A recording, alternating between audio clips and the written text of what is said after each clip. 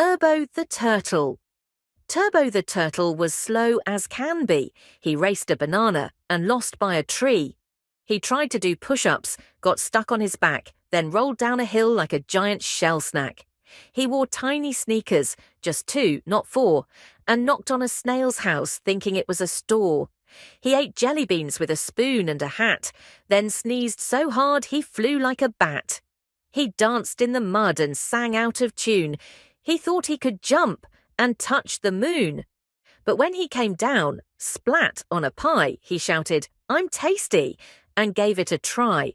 So if you see Turbo just walking your way, give him a snack and he might just stay. But don't ask him to run or fly like a bird. He'll laugh and say, "Buddy, that's just absurd."